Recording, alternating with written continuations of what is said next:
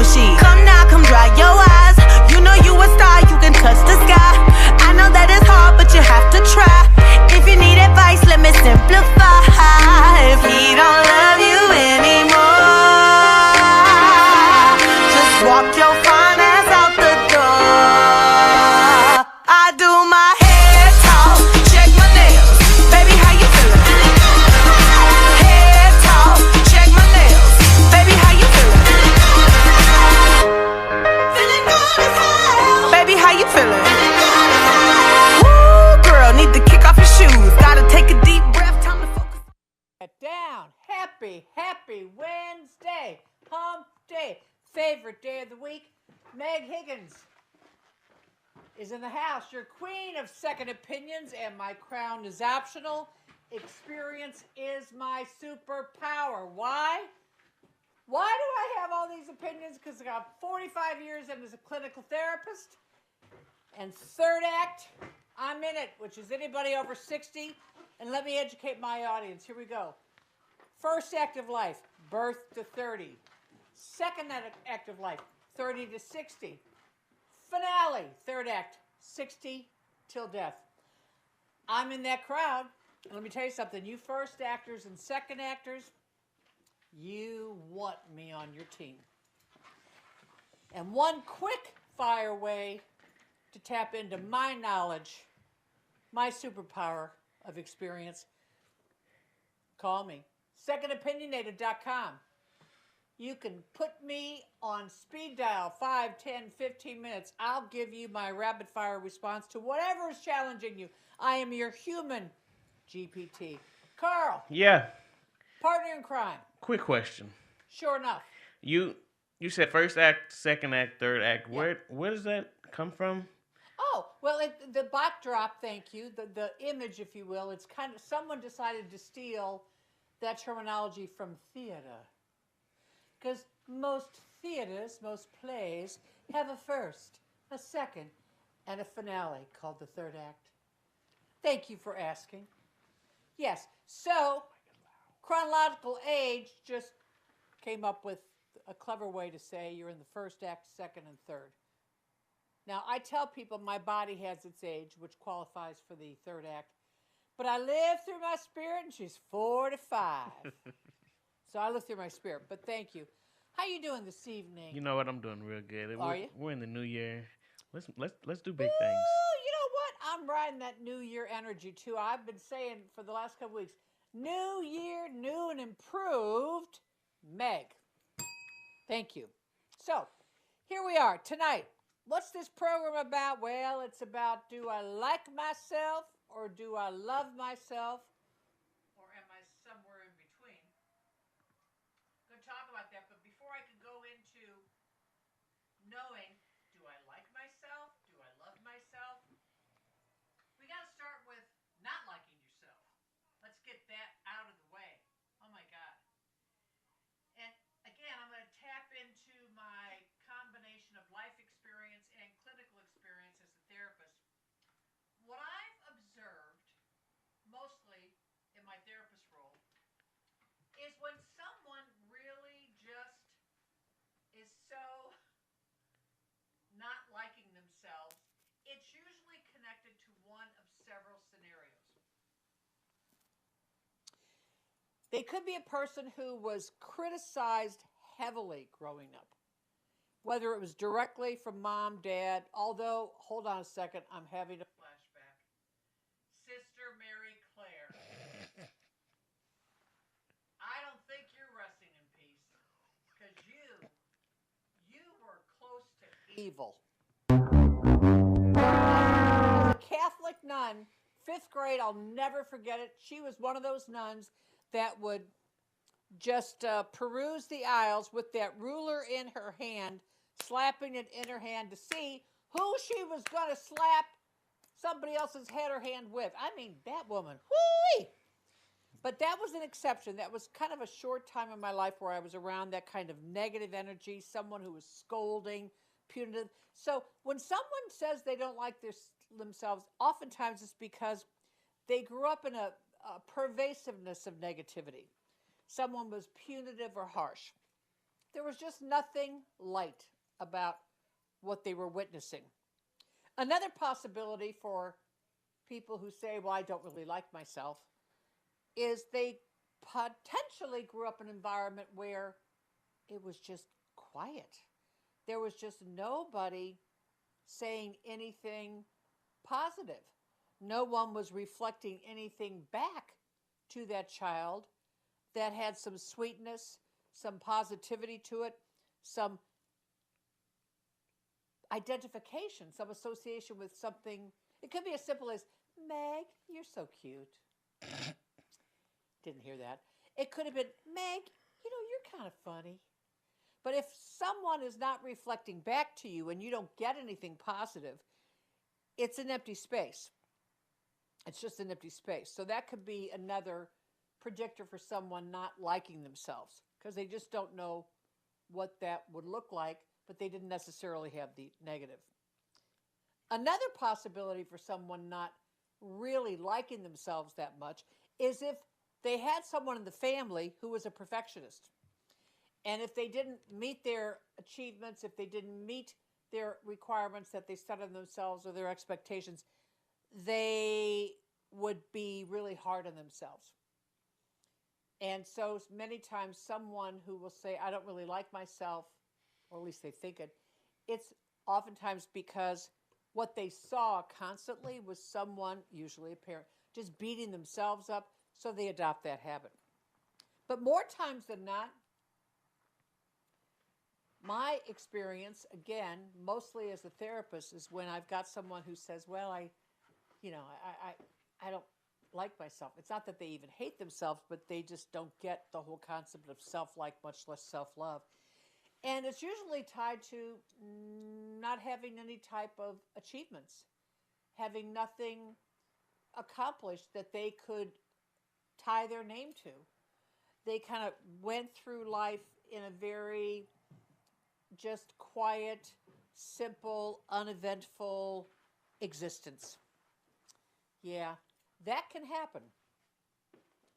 That can happen.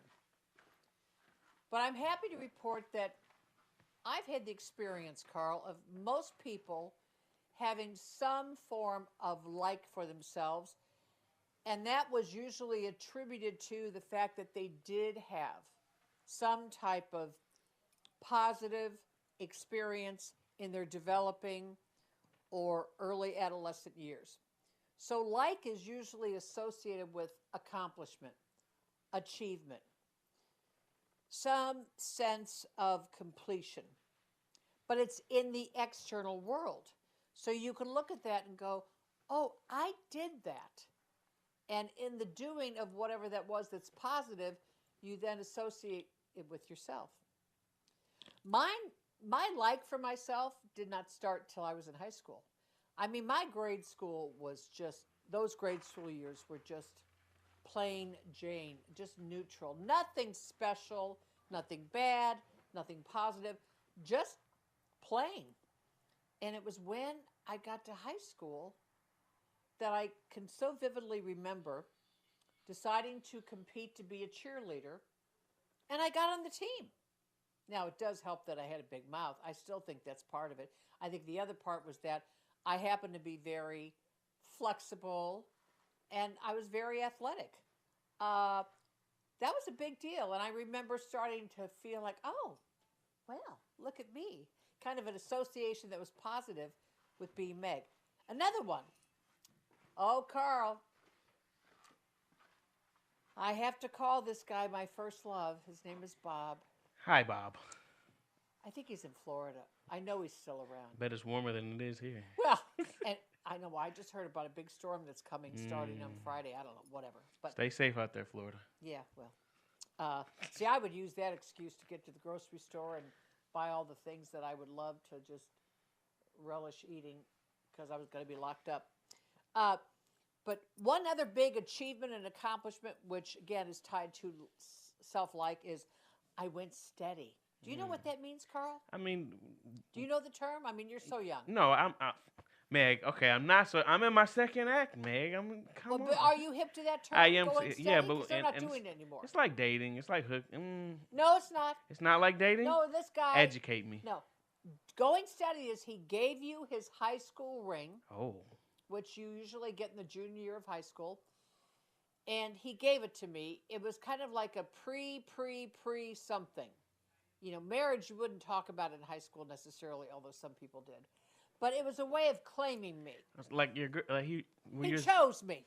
Were you his girlfriend? Yes. Okay. This is what made it exclusive. I got it. Special. And let me tell you something. I strutted around that girl's high school just like a lot of women do when they get engaged. Oh, I was just flashing that ring. Somebody likes me. Somebody really thinks I'm special. So again, my like got activated through him by getting that ring. And then the next achievement, because again, self-like is tied to achievements and accomplishments. Those are the opportunities coming from the external world, is when I got accepted to a college. Now, let me tell you why that was so special. Because I applied to 6 and only 1 accepted me. And that's called a big deal. You with me? Are you with me, first actors and second actors? Oh my God. But but the point is that's that good stuff, that positive stuff that was associated with Meg is the beginning of a self-like. Because the world is reflecting back to you that you have value, that you matter, that you have something. So again, it's an external reflection. And I always remember, oh my God, I'm going to date myself. Okay, third actors are going to get this. I don't know. I'm sure first actors don't get this. You might get this. Everyone knows of Saturday Night Live, SNL. And I still think their best stuff was in the very, very beginning with Dan Aykroyd and John Belushi, Michael Keaton, and a host of others. But right now, oh my God, his name's and he's Frank's. Oh God, Google Frank. What's his name? I should have looked this up. I didn't. He became a senator, I think in Minnesota after he was done with the comedy life. Oh my God. But he played the character of Stuart Smalley on Saturday Night Live. And he had a line, I love it, where he would say, I'm good enough, I'm smart enough, doggone it, people like me. And it was his way of saying, I like myself and others like myself. That's it, Al Franken? That's it. Thank you. Give yourself a bell. Give yourself a bell. You saved the day. Thank you. I didn't come fully prepared, but I just loved that. And he'd look in a mirror, and it was kind of a self-affirmation bit that he would do. But I loved it because that's kind of another alternative way of understanding that we do need to like us. We need to care about us. We need to see our value. So it begins with liking ourselves. But here's what's so interesting to me about making that distinction from self-like to self-love. That transition is huge. And to me, what I've come to realize, it's a process. We don't come out of our mother's wombs liking and loving ourselves. It is an experience in the form of like, and that's coming from things that happen, things that we participate in, things that we complete, achieve, or accomplish. That's the like world, and that comes from the external. But what is so categorically different about self-love is it really begins with being, how do I want to say it? Go ahead. Let me jump in. I got a fun fact about your Al Franken guy. Oh yeah, please do. The skit. Yes. It was meant to be a sketch to mock self-help. Oh, and it accidentally became an actual self-help. It totally did. It became a strategy because he'd look in the mirror. And I've had clients that would tell me, you know, I go to my mirror to say this, that, and the other, the positive affirmations. Nothing wrong with that.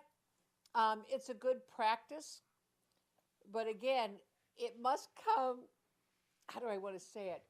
It must, the like to the love, to me, is it's the result of walking through something that's very painful and getting on the other side of it. So it's not an achievement. It's overcoming an obstacle. It's overcoming. It's also tied to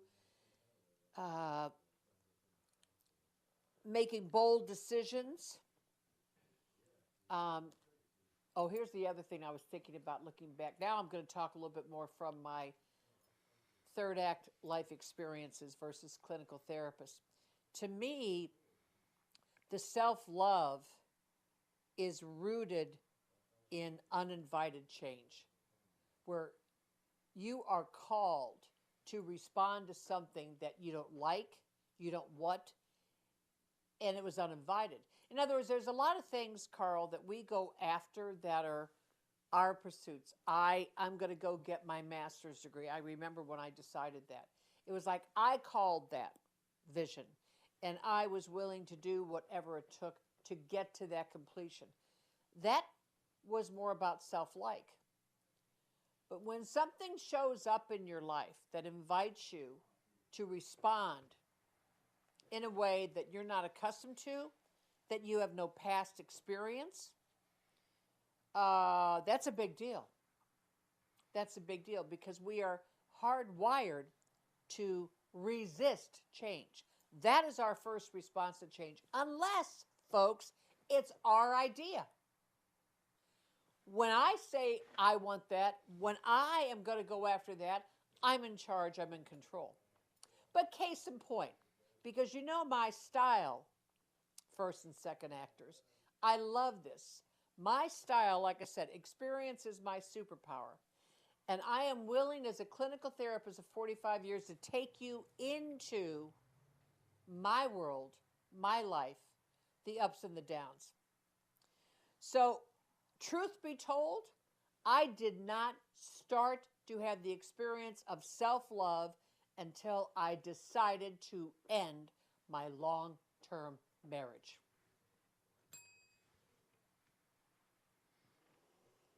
Painful, hard, and necessary. I can now see that was the beginning of Meg loving herself. Because I did something, my first response was, no, I'm not leaving this long-term marriage. I want to stay for the perks. We were literally in what I refer to as the golden handcuff time of our marriage. We were where we wanted to be geographically. We were where we wanted to be socioeconomically. Life on paper was good, Carl. It was good.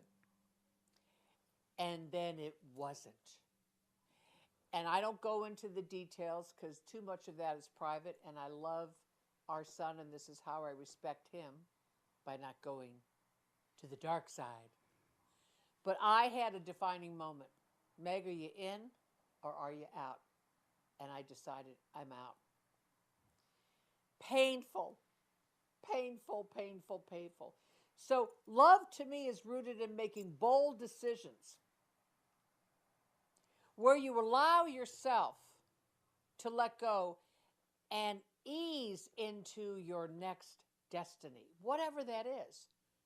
And there's that gal, Glenn, somebody doing hard things. I really believe that when you decide to do something that your heart may not be fully in, but you're willing to risk and surrender, which is really what that was. It was a surrendering for me to say goodbye because I spent over a third of my life with this man.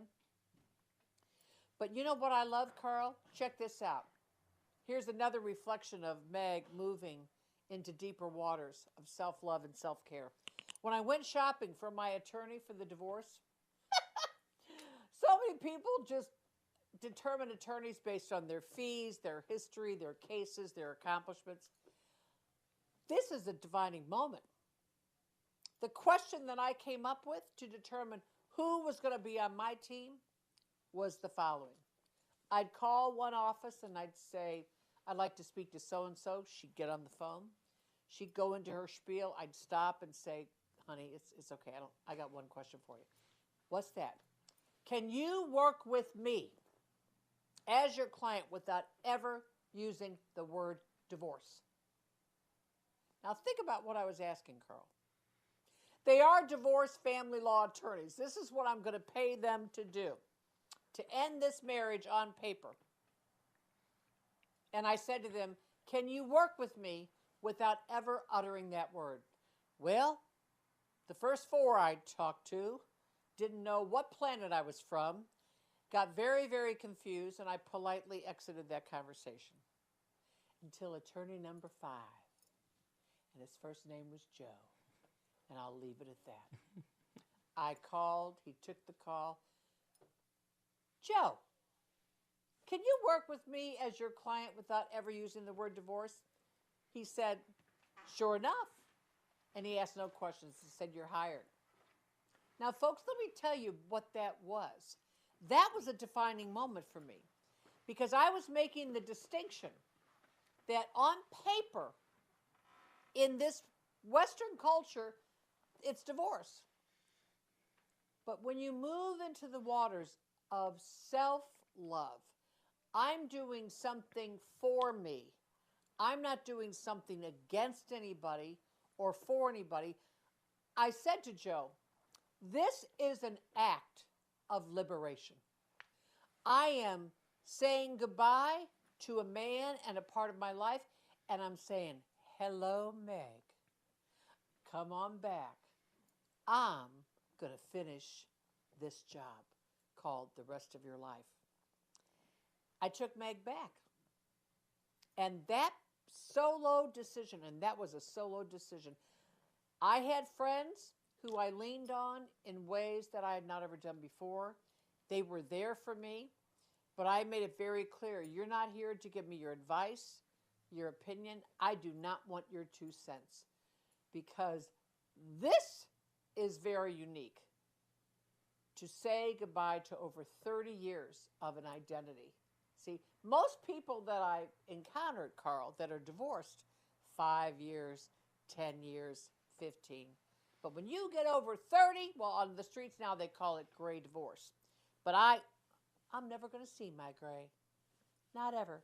So I don't like that term. But the bottom line is I made a series of transformations. I left the marital home. I moved to another part of town. And then I eventually left Northern California and went to Southern California. That was another big move. And to me, self-love is more tied into me experiencing the process of making big, bold decisions, whatever they're about. In my case, it got played out through the divorce process. For many people, big decisions can get played out with big change, whether it's relocation. Many times people act in new ways when they've had a significant loss, whether it's death or in this case, divorce. I don't really care, but my point is it's not so much the event, which is what liking is associated with, the accomplishment, but to be in a space where you are making significant, emotionally charged decisions. And you're not running it up everybody's flagpole. You're not as inclusive. It's a very, very, very unique experience. And I think many of those await us. For some, it happens earlier. But I'm going to admit it.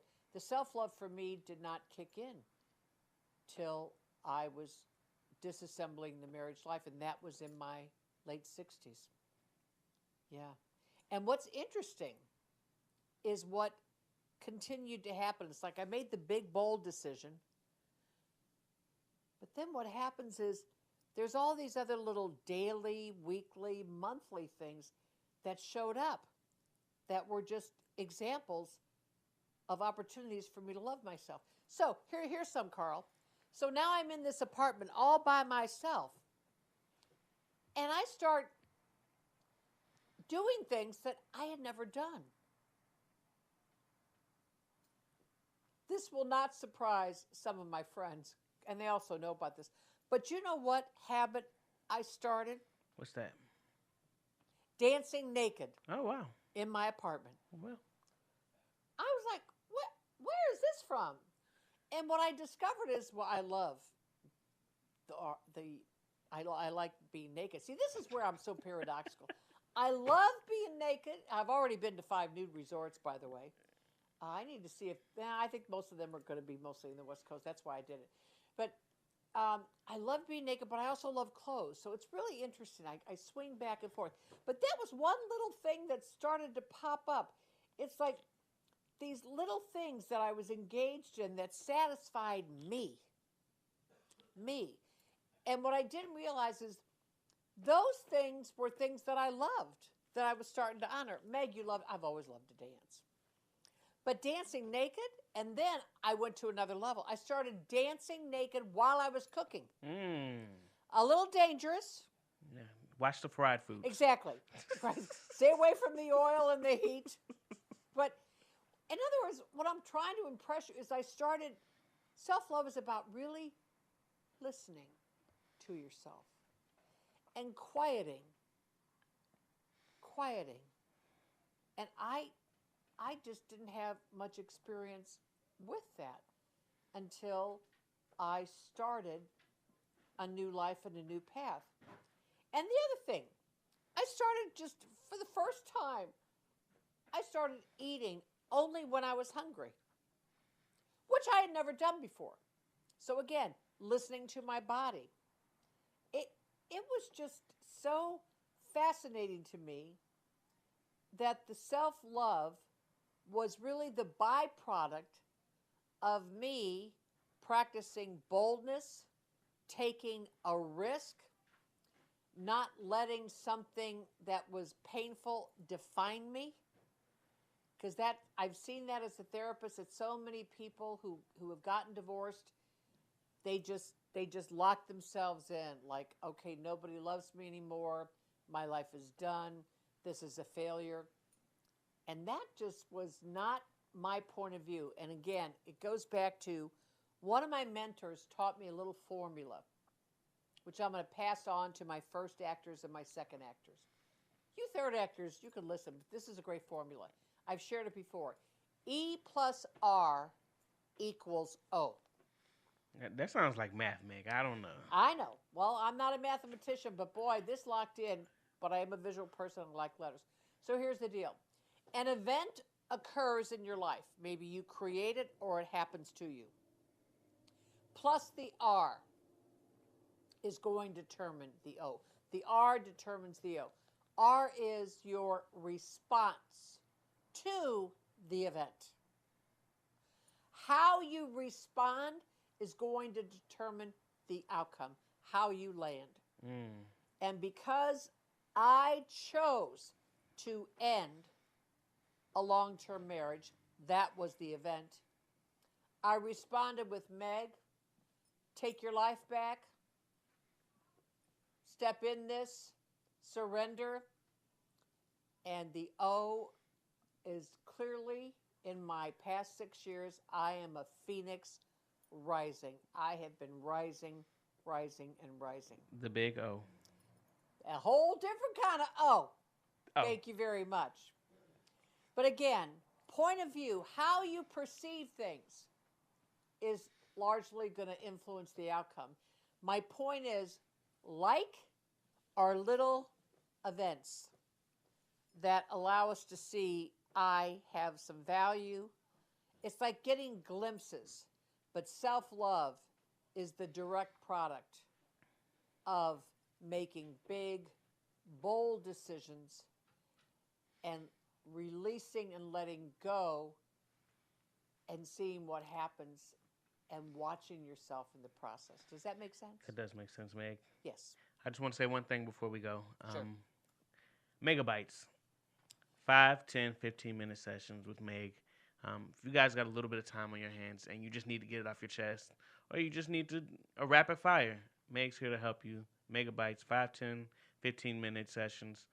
Secondopinionator.com. Check that out. And Meg's here for you. What's that song? We've only just begun. Yeah, it's a new year. All right. All right, first actors, second actors, thanks for hanging out with me. Check you out again. Remember, Queen of Second Opinions, Meg Higgins, secondopinionated.com. My crown is optional and experience is my superpower. Are you ready to check us out? I'm going to get my mojo going right here. See you all soon. Thanks for listening and thanks for watching. I do my hair toss, check my nails. Baby, how you feeling? Hair toss, check my nails. Baby, how you feeling?